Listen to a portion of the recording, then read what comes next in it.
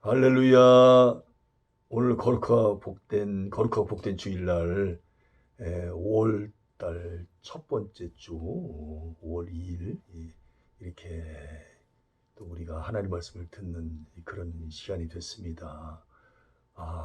계절의 여왕이라고 하는 이렇게 5월달을 맞이해서 정말 바깥 날씨를 보니까 너무나 청명하고 하나님께 창조하신 그 세계가 너무나 아름다운 것 같습니다. 정말 거룩하고 복된 정말 귀한 시간입니다. 자, 그러면 오늘은 계속해서 열왕기상 18장, 18장 이제 우리가 하나님 말씀을 또 듣는 시간입니다. 엘리야에 관한 얘기잖아요. 이 엘리야에 관한 얘기는 17장, 18장, 19장 계속 나오고 있는데요. 오늘 이제 18장에서 이제 우리가 하나님 말씀을 듣는데요. 제목은 이제 불로써 응답하신 여호와 이렇게 잡아보았습니다. 1절부터 15절까지는 엘리야가 만난 오바댜의 신앙 인격, 그리고 16절부터 19절까지는 엘리야와 아합의 면담, 20절부터 40절까지는 갈멜산에서 대결한 엘리야와 바알, 그리고 41절부터 46절까지는 큰 비로 가뭄을 그치게 한 엘리야의 기도, 그렇게 나눠서 말씀을 드릴 수가 있습니다. 자, 그럼 본격적으로 우리가 듣기 전에 열왕기상 18장 1절 말씀 한 절만 봉독하겠습니다.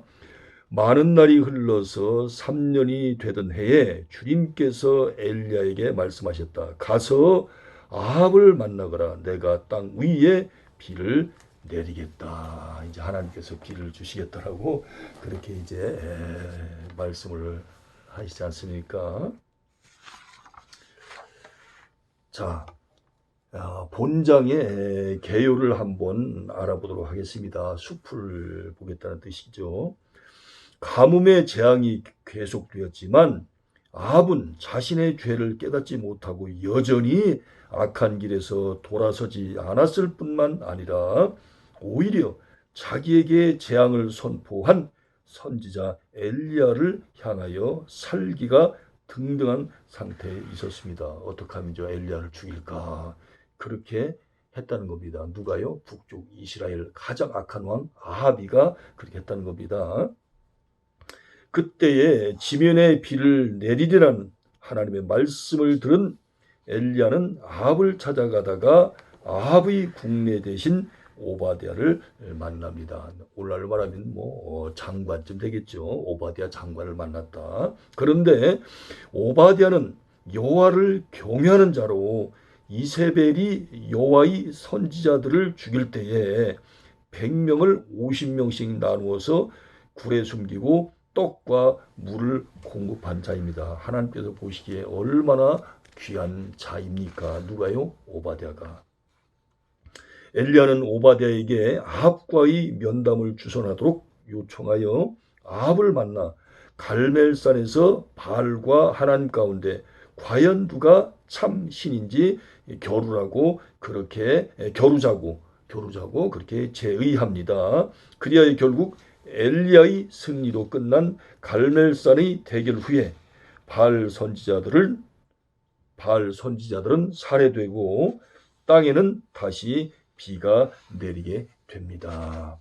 자, 이번에는 2절부터 15절까지 말씀을 가지고 엘리야가 만난 아합 왕의 국내 대신 오바댜는 어떤 인물인지에 대하여 한번 알아보도록 하겠습니다.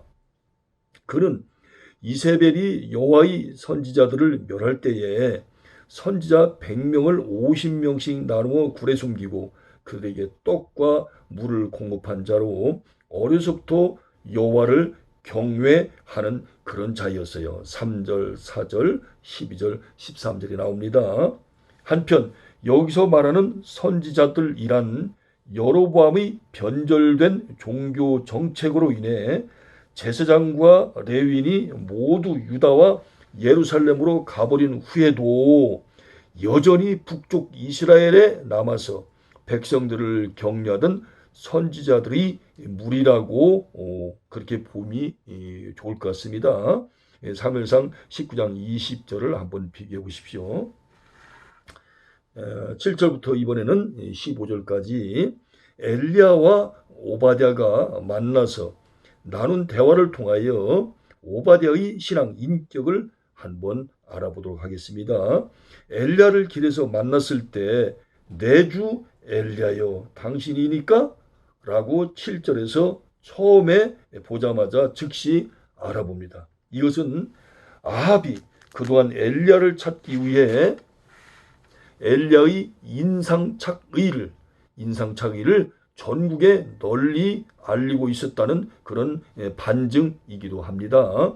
그때 엘리야는 아합에게 자신이 거기 있다는 사실을 보고하도록 오바댜에게 그렇게 요청을 합니다. 그러자 오바댜는 자신이 어려서부터 경건한 자이고 이세벨의 학정 속에서도 하나님의 선지자들을 보호해준 사람임을 밝히며 만약 자기가 아합에게 보고한 후에 엘리야의 신이 갑자기 엘리야를 다른 곳으로 데려가 버린다면 결국 자신은 허위 보고자가 되어 사형을 당할 것이 확실한데 어찌 그런 요청을 하느냐고 반문합니다. 여러분이 잘 알다시피 이 아합 왕, 북쪽 이스라엘 왕, 다 북쪽 이스라엘 왕들이 악하지만 그 중에서도 가장 악한 왕, 이 아합 왕이 이제 이 오바댜를 갖다가 이제 자기 신하로 장관으로 이렇게 임명을 했지 않습니까? 오늘날로 말하면. 근데 이제 엘리야가 오바댜에게 내가 지금 여기 있다라고 그 아합 왕한테 가서 지금 얘기 좀 해달라 그렇게 이제 부탁을 하는 거예요. 그러니까 이 경건한 이 오바댜가 부탁은 들을 수는 있겠지만 하나님의 신, 여호와의 신, 다시 말하면 성령께서 하나님께서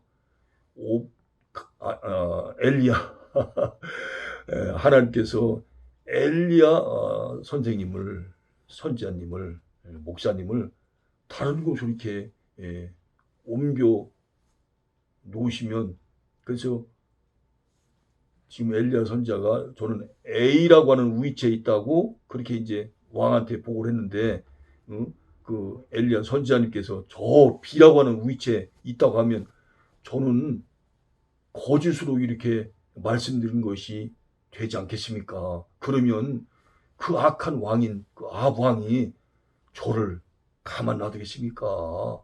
저를 죽이지 않겠습니까? 이런 얘기예요. 쉽게 말하자면 제가 이제 풀어서 말씀드리는 겁니다. 여기서 먼저 우리는 자신의 죽음을 두려워하는 오바댜의 연약한 모습을 발견할 수가 있습니다.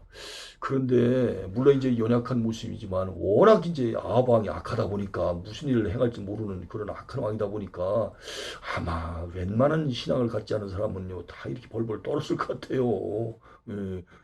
정말 그냥 그 당시는 그 왕의 그 위치가 대단했지 않습니까? 권세가 대단했잖아요. 왕 말 한마디가 법이었잖아요. 예.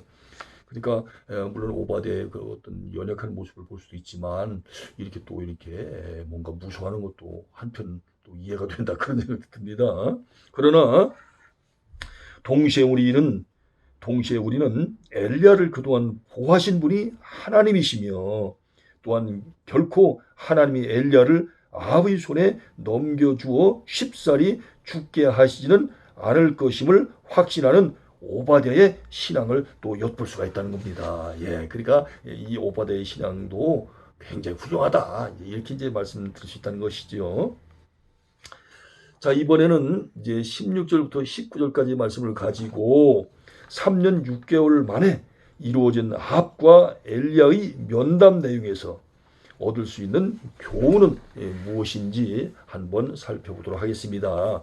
엘리야가 나타났다는 오바댜의 보고를 들은 아합이 엘리야를 만나기 위해 가다가 드디어 그를 보자 내뱉은 첫 번째 한마디가 17절에 나와 있습니다. 이스라엘을 괴롭히는 자여 너냐? 라고 이렇게 외칩니다. 참 정말 참 성경에 기록된 대로 진짜 못된 아주 못해먹은 왕입니다. 아주 못해먹은 왕이에요. 아합의 외침은 요한계시록 11장 10절에서 이 두 선지자가 땅에 거하는 자들을 괴롭게 한 고로 땅에 거하는 자들이 저희의 죽음을 즐거워하고 기뻐하여 서로 예물을 보내리라 라고 10절에서 하신 말씀과 비슷한 상황입니다. 즉 성도들에게는 하나님의 선지자가 위로와 용기를 주는 존재이지만 마귀의 자식인 불신자들에게는 괴로움만을 더해주는 존재인 것입니다. 아유, 세상에 참 선지자는 우리 예수 믿는 사람들 입장에서 볼 때는 얼마나 고마운 분이에요. 얼마나 귀한 분입니까?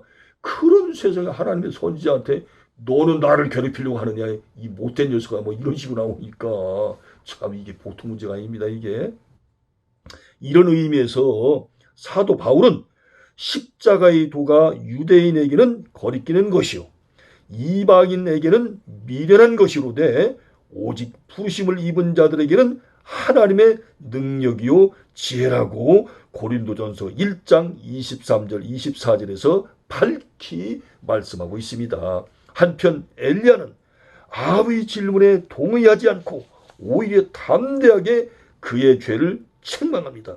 내가 이스라엘을 괴롭게 한 것이 아니라 당신과 당신의 아버지 집이 괴롭게 하였으니 이는 여호와의 명령들을 버렸고 바알들을 좇았음이라 라고 18절에서 아주 담대하게 그냥 책망을 합니다. 아유, 다 속 다 시원하네요. 역시 엘리야는 참 하나님의 위대한 종입니다. 아울러 엘리야는 아합에게 자기의 말을 증명하기 위하여 바알 선지자 450명과 아세라 선지자 400명을 갈멜산으로 모아 자기와 대결하여 누구의 신이 참신인지를 가리자고 그렇게 요청을 합니다. 그때 충분히 아합은 자기의 죄와 잘못을 깨달을 수도 있었겠지만 여전히 불신앙적인 태도를 버리지 못하고 오히려 갈멜산의 대결에 응하기를 조금도 주저하지 않습니다. 우리는 여기에서 왕 앞에서도 두려워하지 않았던 나단 선지자나 갓 선지자처럼 죽음을 두려워하지 않고 하나님만을 기쁘시게 하기 위하여 담대하게 하나님의 말씀을 전하는 엘리야의 진정한 용기를 보게 되며 갈라디아서 1장 10절에 나와 있거든요. 동시에 죄를 부끄러워하거나 회개할 줄 모르고 끝까지 덤벼드는 아합의 만용도 발견하게 됩니다. 이야, 참. 그 아합, 하나님께서 볼 때는 참 한줌거리도 안 되는데 까불고 있습니다. 지가 왕이라고. 하나님께서 왕의 자리에 앉혀졌으면 겸손해야 되잖아요. 어디라고 어느 안전 앞에 이렇게 까붑니까? 하나님께서 한번 훅 불어버리면 날라가 존재 자체가 없어지거든요. 근데 그 하나님의 두려움을 깨닫지 못하고 이렇게 속된 말로 날뛰기는 겁니다. 이번에는 20절부터 24절까지 말씀을 가지고 갈멜산의 대결을 진행하는 방법으로 엘리야가 제시한 내용을 한번 살펴보도록 하겠습니다. 엘리야는 갈멜산으로 집결한 모든 백성들을 향하여 운명 직전의 여호수아가 이스라엘 백성의 결단을 촉구한 것처럼 여호수아서 24장 14절 15절에 나와 있지 않습니까? 너희가 어느 때까지 두 사이에서 머뭇하려느냐? 여호와가 만일 하나님이면 그를 좇고 바알이 만일 하나님이면 그를 좇을지니라 라고 21절에서 외치지만 백성들은 아무런 대답이 없어요. 아이고, 그러니까 이 백성들도 참 하나님께서 보시기에 참 안타까운 존재들입니다. 이렇게 얘기를 하면 저희들은 하나님을 따르겠습니다. 여호와 하나님만을 좇겠습니다. 그렇게 얘기를 해야 되잖아요. 그런데 말을 못하고 있는 겁니다. 서로 눈치만 보고 믿음이 연약해서도 그렇고 또 죽음이 두려워서도 그렇고 뭐 여러 가지 이유가 있겠죠. 뭐 일일이 다 그 사람들의 사정을 우리가 다 알 수는 없겠습니다만은 그때에 엘리야는 모든 백성 앞에서 바알의 무가치한 우상됨과 여호와만이 참 하나님이심을 증거하기 위하여 바알 선지자 450명과 엘리야 자신이 각각 제단을 쌓고 기도할 때에 불로써 응답하신 신이 참 하나님임을 제안함으로써 백성의 만장일치에 가까운 동의를 받아 대결을 벌입니다. 22절부터 24절까지 나옵니다. 그러니까 하나님께서 불로 응답하시면 그분이 진짜 하나님이다. 하여튼 불로 응답하신 분이 진짜 하나님이시다. 그래서 해보자. 그렇게 이제 제안한 거죠. 그런데 여기에서 아세라 선지자 400명에 대한 언급이 더 이상 없는 것을 보면 22절, 25절, 40절 더 이상 언급을 하지 않거든요. 아마 대결에 자신이 없었거나 여기 보면 바알 선지자 450명, 아세라 선지자 400명, 도합 850명이잖아요. 그런데 지금 엘리야와 대결을 하겠다고 하는 사람은 바알 선지자 450명만 옵니다. 아세라 선지자 400명은 어디 갔나 눈에 보이지가 않아요. 어디로 사라져 버렸어. 그래서 그걸 갖다가 가만히 이제 한번 생각을 해봤더니 첫째는 싸워봤자 질 것 같다. 그러니까 결과는 뻔하다. 그래서 이제 안 나타났거나 아니면 대길이 자신이 없었거나 그래서 아합의 명령을 피해가지고 이세벨에게 도움을 청한 것 같다. 그렇게 이 교재에는 그렇게 나와 있습니다. 저도 이 얘기에 동의하고 싶습니다. 우리가 지금 하나님 말씀 공부하는 시간이잖아요. 그러니까 가봤자 승산이 없으니까 아예 그냥 게임 포기하자. 쉽게 말하자면 이렇게 말씀드리면 쉽게 이해가 되실 것 같습니다. 자, 다음으로 25절부터 38절까지의 말씀을 가지고 바알 선지자 450명과 엘리야의 대결 과정을 살펴보도록 그렇게 하겠습니다. 바알 선지자 450명은 엘리야의 제안대로 먼저 제단을 쌓고 아침부터 12시까지 단 주위에서 춤을 추며 바알이여 우리에게 응답하소서라고 외치지만 아무 응답도 없었어요. 세상에. 12시가 되어서 엘리야는 그들을 조롱하여 더 큰 소리로 부르라. 저는 신인즉 묵상하고 있는지 혹 잠깐 나갔는지 혹 길을 행하는지 혹 잠이 들어서 깨워야 할 것인지 라고 그렇게 27절에서 비웃었습니다. 그러자 그들은 더 큰 소리로 외쳐 막 열받아가지고 더 큰 소리로 외치고 그러면서 칼과 창으로 하나님께서는 칼로 자기 몸을 상하지 말라고 그랬는데 칼과 창으로 자신들의 몸을 상하게 하여 피가 그냥 흐르지만 저녁 소재 시간까지도 다시 말하면 오후 3시까지도 응답이 전혀 없어요. 창으로 막 자기 몸을 찌르고 칼로 그냥 몸에 상처를 내고 그래서 온몸에 그냥 피가 그냥 붉은 피가 그냥 선혈이 낭자해가지고 피가 흐르고 있고 그런 가운데서 얼마나 아프겠어요. 계속 그냥 하여튼 자기들의 의식을 거행을 하는 겁니다. 언제까지요? 오후 3시까지.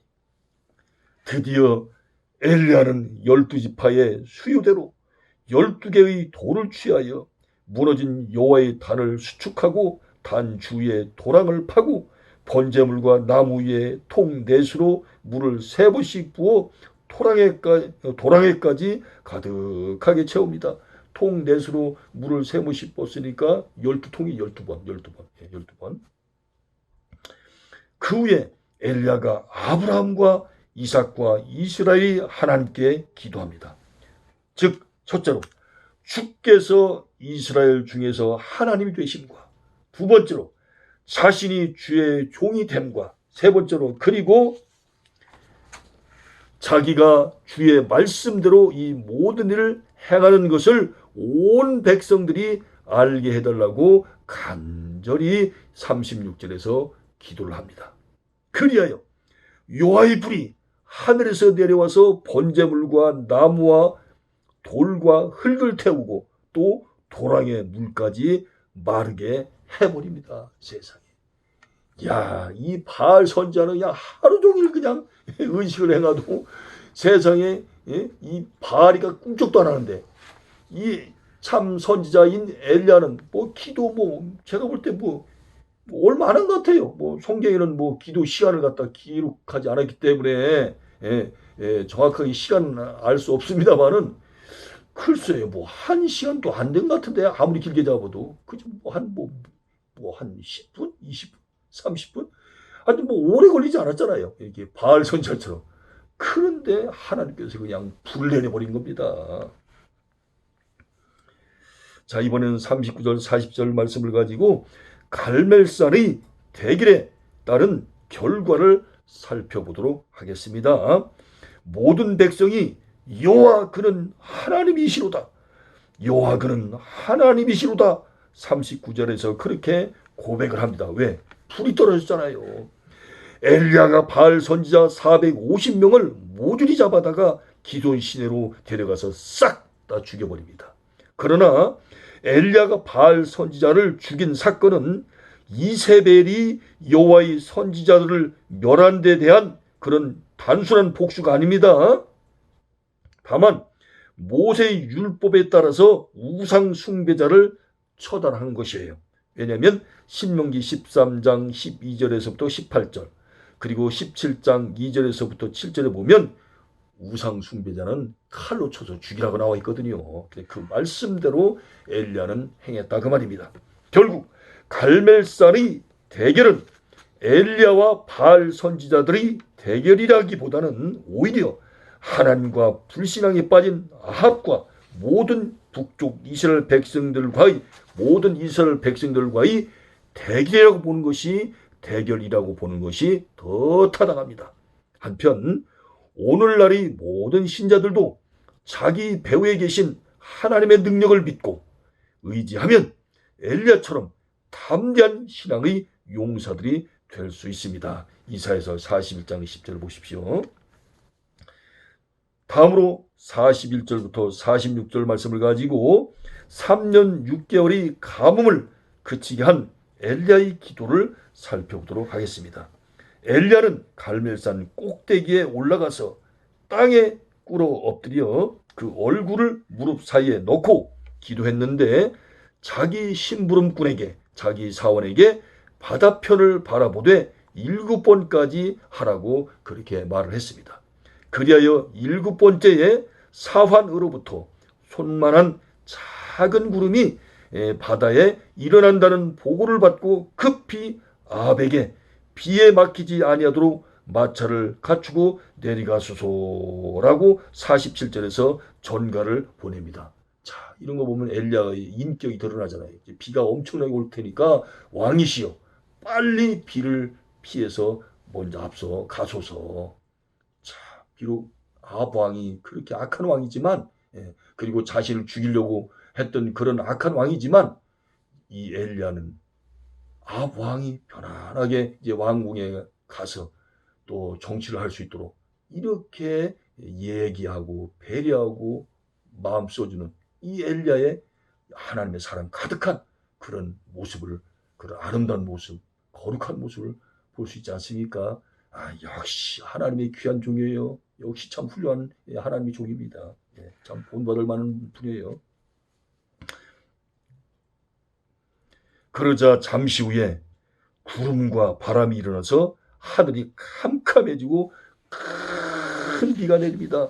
그런데 우리는 여기서 엘리야가 손바닥 크기의 구름에서 기도의 응답을 확신할 수 있었던 것은 오로지 여호와의 능력이 엘리야에게 임한 결과임을 알 수가 있습니다. 한편 야고보는 이 사건을 두고 엘리야는 우리와 성정이 같은 사람이로되 저가 비 오지 않기를 간절히 기도한즉 3년 6개월 동안 땅에 비가 아니오고 다시 기도한즉 하늘이 비를 주고 땅에 열매를 내었느니라 라고 야고보서 5장 17절 18절에서 그렇게 기록을 하고 있습니다. 즉 오늘날의 모든 신자도 하나님의 능력을 힘입기만 하면, 그리고 하나님이 함께해 주시기만 하면 엘리야와 같은 능력의 기도를 드릴 수 있을 뿐 아니라 심지어 더 큰 응답도 받을 수 있음을 강조해 줍니다. 자, 여러분, 아까 제가 엘리야 이야기는 열왕기상 17장, 18장, 19장 이렇게 나온다고 말씀 올렸죠. 오늘 그 엘리야의 어떤 그 활동을 보면서 뭘 느낍니까? 그리고 엘리야가 이제 그 아합 왕과 이야기를 통해서 그 아합 왕이 어떤 그 취한 어떤 그 태도를 보면서 또 뭘 또 느끼세요? 예, 참, 하나님의 종인 엘리야를 보면서 정말 참 귀한 종이다 하는 생각이 들면서도 북쪽 이스라엘을 다스리고 있는 그 아합이 회개하지 않은 이런 완악한 모습을 보면서 참 안타까운 마음을 금할 길이 없어요. 정말 너무나 참 마음이 아픕니다. 그리고 그 바알 선지자 450명, 마귀의 자녀들이고 사탄의 앞잡이들 아닙니까? 어떻게 영적으로 너무나 참 불쌍해요. 한편으로 보면 너무나 불쌍한데 진짜 신을 믿어야 되잖아요. 이게 존재하지도 않는, 그리고 또 그 악령, 그런 신을 믿어서야 되겠습니까? 그래서 그 마귀를 쫓아갔던, 귀신을 쫓아갔던 그 바알 선지자, 그들의 말로가 어떻게 끝납니까? 하나님의 종 엘리야에 의해서 비참하게 처단을 당하는 것을 보지 않습니까? 하나님의 말씀에 불순종하면 이렇게 말로가 참혹하게 끝납니다. 자, 제가 이제 이렇게 오늘 말씀에 이제 끝을 맺으면서 정말 드리고 싶은 말씀이 있어요.